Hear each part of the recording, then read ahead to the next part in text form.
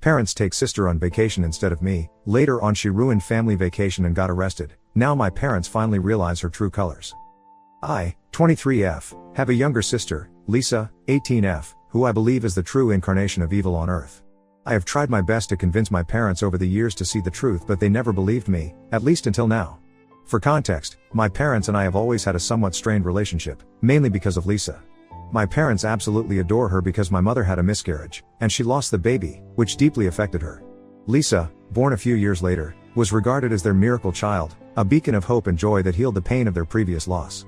My parents showered her with affection and attention, turning her into the center of our family universe.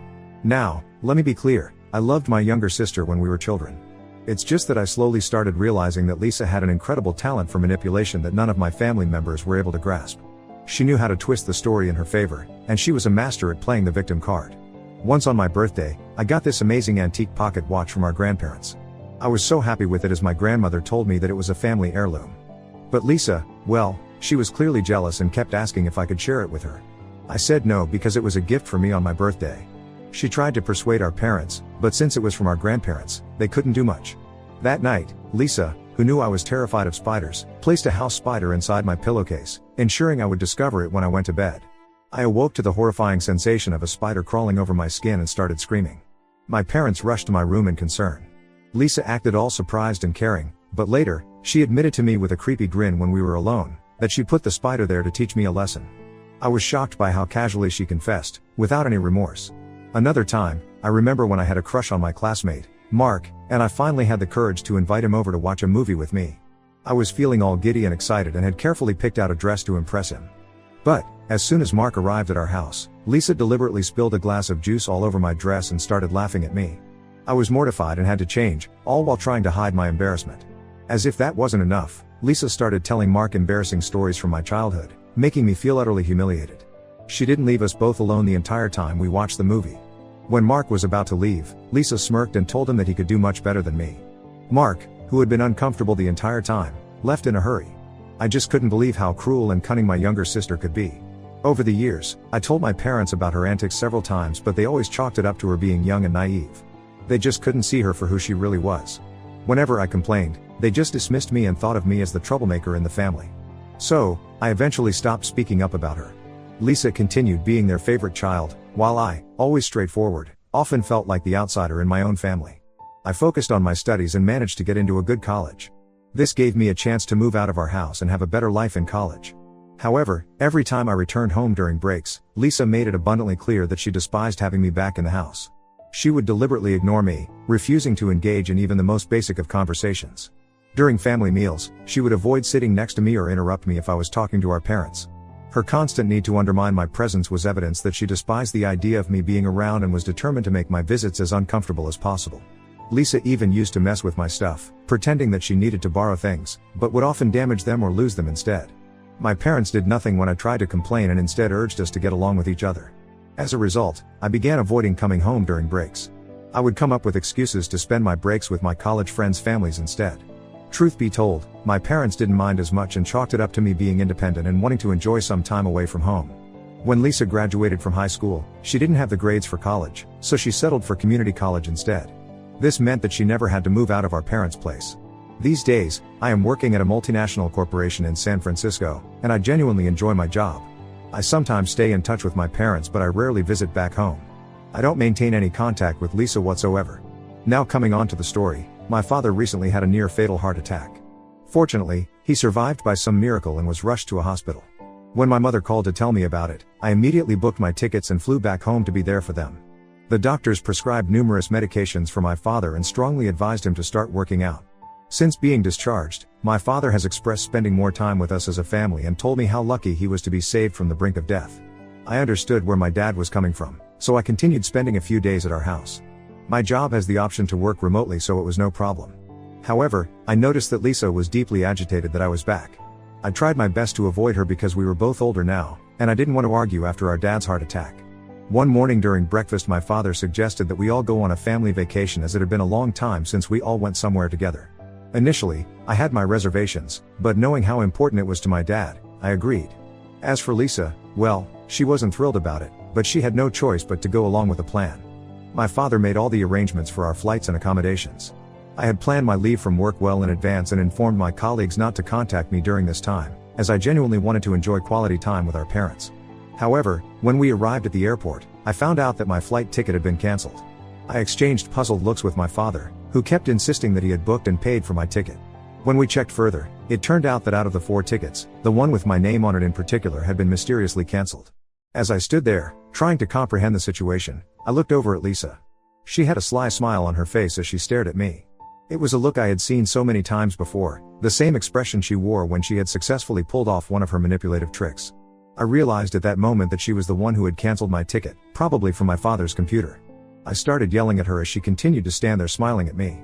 I pointed out to my parents that it was Lisa's doing as she never wanted me to go on this family vacation in the first place.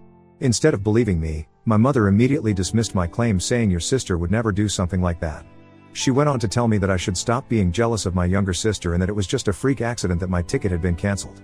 My father also tried to justify that this might have been an airline mistake and I should not blame it on my sister. I was utterly frustrated that my parents couldn't fathom that their beloved miracle child would be behind such a deception. At this point, there was nothing that I could do. My ticket was already cancelled and there were no other flights for that day. While it was possible for me to catch a flight the next day, I didn't relish the idea of returning home, booking a new flight, and traveling alone. After all, this was supposed to be a family trip. I was also dreading sharing a room with Lisa during this trip. I had hoped that she had matured over the years, but if she was behind the cancellation of my flight ticket, I couldn't help but wonder what other schemes she might have in store to make my trip miserable. My father was initially hesitant, suggesting they could all go back home and plan a new trip later, but he then started talking about how it had been ages since he went on a vacation.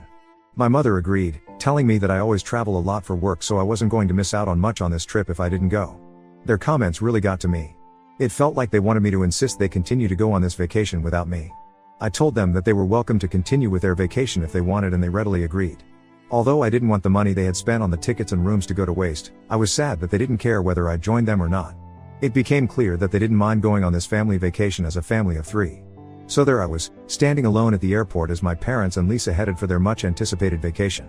I decided to return to my home in San Francisco, not wanting to spend a day further alone in our family house. I tried my best to put the incident behind me and focused on enjoying the rest of my leave that I had already taken from my work. I reconnected with old friends and spent my days engrossed in books, turning my break into a solo staycation. During the trip, my parents would sometimes video call me and I could see how much they were enjoying the trip without me. It was like my absence didn't really affect their trip in any way. Although I wasn't too heartbroken about missing the vacation, I couldn't help feeling excluded. It was yet another reminder of the favoritism that had always existed in our family. I hoped that someday they would see through Lisa's true nature, and I guess my wish finally came true. A few days into their vacation, I woke up to several missed calls from my mother. Worried that my father's health might have taken a sudden downturn, I immediately called her back. Thankfully, she picked up, but she sounded extremely distressed. I asked her if everything was okay and she went on to explain that something deeply troubling had happened. Apparently, my parents had noticed that my father's essential heart medications were disappearing day by day. It was an alarming situation, as my father couldn't afford to miss his medication, given his fragile health. They were in a foreign country and didn't know if the same medicine would be available outside of the US. They were genuinely concerned about the missing pills and searched their room everywhere in vain. My mother had gone to Lisa's hotel room, which was adjacent to theirs, to borrow some sunscreen while Lisa was out. To her utter shock and dismay, she discovered all the missing medicines carefully tucked away inside Lisa's bedside table. It was a chilling revelation and she immediately called for my father. He rushed in and found all his medication that had gone missing the last few days. I guess this is when the truth dawned on them that their beloved daughter, the so-called miracle child, had been intentionally jeopardizing my father's health and putting him at great risk. My mother's voice quivered as she asked if they should confront Lisa about this. I asked her to not speak to Lisa about this until they were back home. They needed to gather their thoughts, emotions, and evidence to face Lisa with the undeniable truth. I knew that speaking to Lisa now would be futile, as she was a master manipulator and would likely concoct excuses to evade responsibility. However, something unexpected must have transpired that night and my parents must have confronted her about it. I received a late-night call from my father, his voice trembling as he informed me that Lisa was in jail. I was taken aback. He recounted that Lisa had a full-blown tantrum when they asked her about the medications, throwing objects and shouting insults. Her rage was targeted primarily at my father, accusing him of booking a ticket for me when he should have never allowed me on their family vacation. She told them that if they continued having a relationship with me, she would teach them a lesson that they would never forget. Lisa continued to lash out and the situation escalated rapidly until someone from the hotel called the authorities. When the officers arrived, she refused to calm down and insulted them, which led her to be taken into custody. Lisa would be released after 24 hours and there was nothing that my parents could do at the moment. Desperate to return home after Lisa's release, my parents had then tried to reschedule their flight. However, their plans were foiled when they discovered that their passports and wallets were missing. It turns out that Lisa had either discarded their passports or hidden them away, but for now, they were stranded in a foreign country with no passports or wallets. I guess this was the first time that my parents started to see my sister for who she really was. My mother, who had persistently defended Lisa for all these years, was now begging me to help as they didn't have any money or their documentation to fly out of there. She was overwhelmed, shocked, and distraught at the realization of her angelic daughter's true nature. I told them not to worry, and that I would send them money using Western Union, but they had to find their passports first so they could return back home. I was certain that Lisa hadn't discarded them. My parents were finally realizing that I had been the honest one all along about her antics and were grateful that I was helping them out despite them not taking me on this vacation. They apologized for their behavior.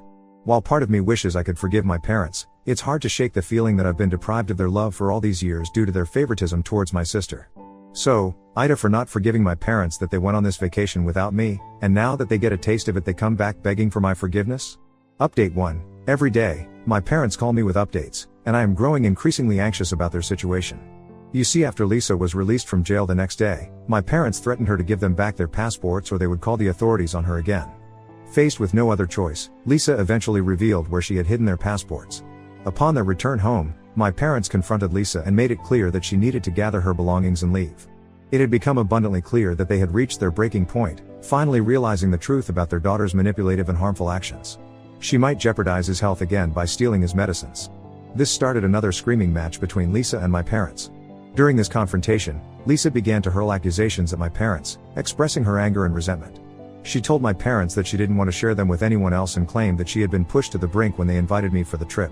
She kept insisting that my parents should disown me, emphasizing that she was more than enough for both of them. It was at this moment that my parents must have realized the depths of her jealousy and the extent to which she resented my place in our family. While they tried to placate her, she kept yelling accusations at them, and in a fit of desperation and anger, she claimed that she would go around telling everybody that they had neglected her when she was a child and mistreated her during her formative years. She was basically going to accuse them of parental negligence. Lisa then threatened to go to the police and make false statements against our parents if they continued to ask her to move out. This genuinely scared my parents as these fabricated allegations would put them in a difficult position, particularly since they are well-respected doctors in our community.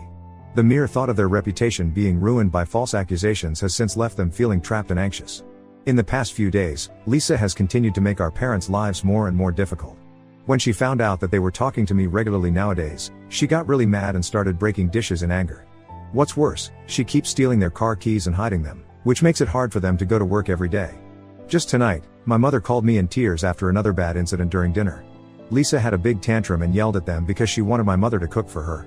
When she refused because she was tired from work, Lisa went on a rampage and started breaking furniture around the house. Then she went to her room and turned up the music really loud, which prevented our parents from getting a good night's sleep. The situation keeps getting worse, and it's taking a toll on my parents emotionally and mentally. I am increasingly concerned about what might happen next. While I had hoped my parents would see Lisa's true nature, I now worry that she could pose a real threat to them. I can't even return home at the moment because it might trigger her further and lead to more explosive confrontations. I'm doing my best to persuade my parents to consult with a lawyer so we can find a permanent solution to this ongoing crisis. The legal route seems like the best way to protect my parents and restore peace to our family. Update 2. Lisa has been arrested. As many of you predicted, with Lisa's increasing antics, this was bound to happen. One night, she came at our parents with a knife during a big fight. This terrified my parents and they were forced to call the police. The officers swiftly took her into custody, placing her under arrest on charges of assault. With Lisa in custody, our parents decided it was time to pursue a more permanent solution. They consulted with an attorney who advised them on the legal process for evicting her from their home. They filed a formal eviction notice that said she had to leave. They knew it wasn't easy, but it was necessary to make things safer. Our parents didn't want to continue pressing any charges on her as they just wanted her to move out. They bailed her out of jail and handed her a formal notice telling her she had to move out. It had all the legal stuff explaining why she had to go and when she needed to leave. My parents made sure they did everything by the book, so Lisa couldn't challenge it. Next, they went to court with their lawyer to start the eviction process. It meant filing a lawsuit against Lisa. This was all pretty hard on my parents since it was their own daughter they were taking to court. They felt really sad, guilty, and like they had no other choice. The court finally gave an official order that said Lisa had to leave the house. If she didn't go on her own, they would have the legal right to make her leave the property. Lisa is going to be out by next week. My parents can finally breathe a sigh of relief, knowing that they have taken a step towards getting their home and peace back. It's been a tough road, but they're hopeful that things will get better once Lisa moves on. I have stayed in touch with them throughout this ordeal and plan on bringing them over to San Francisco for a few weeks. It's a way to give them a break and let them relax after all they have been through. I am sure they could use a change of scenery and some time away from the stress Lisa has caused. Plus, it'll be a chance for us to spend some quality time together, and I want to support them as much as I can. Update 3, I have received hundreds of comments under my post and it's taken me some time to go through them. Many of you have suggested that we should consider getting Lisa checked out to see if there might be a mental health issue at play here. The thing is that since she's an adult, we can't force her to go for a checkup against her will. Due to her sudden violent outbursts, we don't want to push her and make this situation more complicated than it already is. As I mentioned in my last update, my parents flew down to San Francisco to spend a few days with me. They are here to take some time away after what they went through the last few months. Yesterday evening, as we gathered around the dining table in my cozy apartment, my parents began to open up to me, their voices laced with humility and regret. They admitted that they had been blind to Lisa's true nature over all the years and begged for my forgiveness. My father expressed his remorse for not heeding my warnings earlier. He admitted that they never expected Lisa to turn out this way and were unable to see the truth that lay beneath her charming facade. My mother echoed my father's sentiments and acknowledged the gravity of their mistake in dismissing my concerns about Lisa's behavior over the years. Her voice trembled as she voiced the pain of realizing how they had failed me by favoring her. I let them know that I appreciated them taking the first step in seeking my forgiveness. I shared several painful memories of the years of torment I endured due to Lisa's actions. My parents listened, utterly shocked and dismayed, at the extent of what I had endured on my own. They acknowledged the pain I had gone through and expressed regret over the isolation I felt in my own family. My parents recounted how their favoritism towards Lisa had clouded their judgment because they never had expected to get pregnant with her and always considered her to be their miracle baby. With sincerity in their voices, they begged for my forgiveness for all those years. It was a bittersweet moment for me, as I had always wanted their acknowledgement. While it may not have been the ideal way to mend our relationship, it was a turning point that brought some much-needed honesty and clarity to our family dynamic. We were, for the first time in years, truly acknowledging the issues that had plagued our family. I told them that it would take me some time to trust them again and we all agreed to work through this together. For now, I plan to make the most of the time I have with my family while they are here with me for the next few days. Update 4, as the days passed, my parents and I spent more time together, exploring the vibrant streets of San Francisco, enjoying leisurely meals, and simply relishing each other's company. It has been quite a journey to reconnect with each other by rebuilding the bonds that had been frayed by years of favoritism and denial. I came to understand that their decision to seek solace with me was not just about physical distance from Lisa, but a desire to rebuild the family they had almost lost. They needed a fresh start, and so did I. My parents and I have since discussed what to do with Lisa. She is currently staying at one of her friends' homes. We can't simply abandon her, despite the turmoil she has caused in our lives. As parents, my mom and dad feel a profound sense of responsibility towards their daughter, even if her actions have been unforgivable. We have come to terms with the fact that her behavior might not be just willful mischief but might be indicative of deeper issues. We plan to explore the possibility of a mental health evaluation to better understand her condition. However, since Lisa is an adult, we can't force her into such an assessment and plan to find a way to encourage her to seek help voluntarily. My parents plan on reaching out to Lisa once they are back home to see if she is open to a discussion. I don't want to contact her because she still holds a strong grudge against me, and I'm trying not to worsen the situation for the sake of her mental health. Considering the past incidents of aggression and violence, I have encouraged my parents to meet her at a public place so that she would be forced to control her emotions. Our primary goal is for Lisa to grasp our perspective and, most importantly, recognize the deep love and concern we hold for her. It's not about assigning blame, but rather about coming together as a family to address the issues that have strained our relationships.